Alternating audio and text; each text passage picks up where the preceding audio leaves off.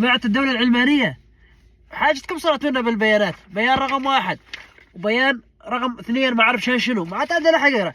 بيان رقم 500 و600 ما انا عارفان شنو، وبيان رقم 900 و900 ما اعرف شنو، والبيان هذا ما اعرف شنو. حاجتكم وبيان ما ادري شنو. تعتبرون دولة علمانية، مو عيب عليكم؟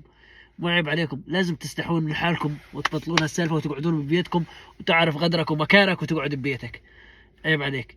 لازم اصلا انتم من حالكم تسلمون هالشبيحة اللي ارتكبوا مجازر وتسلمونهم للحكومة الجديدة هاي تنالون جزاءهم العادل. عيب عليكم، استحوا. عمروا البلد. حاجتكم تدورون هسهسات ورا هاي اللي حاطه جرب بنص رجليها. هاي تعتدور هسهسة، ما تعتدور اكثر من هسهسة. عيب عليك، واعرف قدرك ومكانك والتزم بيتك.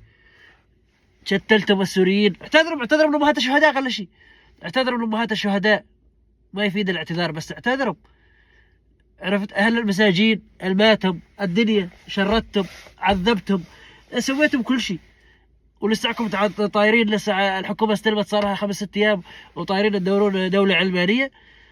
صار لنا 14 سنه ونحن نحارب هذا النظام، وانتم جايين اليوم والبارح بلشتم. ليش على دور ابو كلسون ما طالبتم؟ ولا ما كنتي تستجرين الطالبين؟ ما كنتي تستجرين الطالبين على دور ابو كلسون؟ جاي الحز على الناس الطيبه تدورين دوله علمانيه يا ابو كلسون. وانت يا ابو كلسون، ابو كلسون هزم وخلاكم وجايين تدورون دوله علمانيه.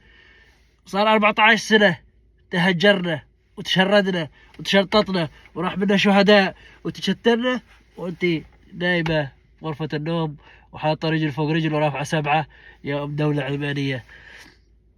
تدرين انت بشي؟ ما تدرين يا جنة ايمن زيدان من طيزمندا، وانت جنة ايمن زيدان. فهمتي علي؟ حط الجرة بين رجليك زين، حطيها زين واعرفي قدرك ومكانك. انت ما بدك جرة بس، بدك 60 جرة بين رجليك. فهمت كفاية؟ عرفتي علي؟ اعتذروا لأمهات الشهداء اللي ماتوا، سلموا من الشبيحة ارتكبوا جرائم ومجازر بحق السنة. وين انتم؟ وين نحن ناس طيبين وواقعيين، بس انتم ما بيكم شفقة ولا رحمة ولا اشي. انتم مثل الحجر، طناب مثل الحجر. لذلك اعرف قدرك ومكانك واقعد، وحاجتك تونك تدور هسهسة بالشوارع وطايرين لي ورا هاي مجرة. عرفت شلون؟ اقعد واركح عاجل. عمر بلدك اذا كانك تفهم بيك ذرة كرامة وشرف. عيب عليك. صارنا 14 سنة احنا نطالب، وانت جاي اليوم والبارح قمت تطالب تونك على دور ابو كلسون. ما كنت تستجري تفك اثمك، لا انت ولا امثالك ويا مجره. عيب عليك. تشبي وتضبي. زلمتك ما يعرف يضبش كل نهار من حضن واحد لواحد. قطع عمرك لا عاش عمرك.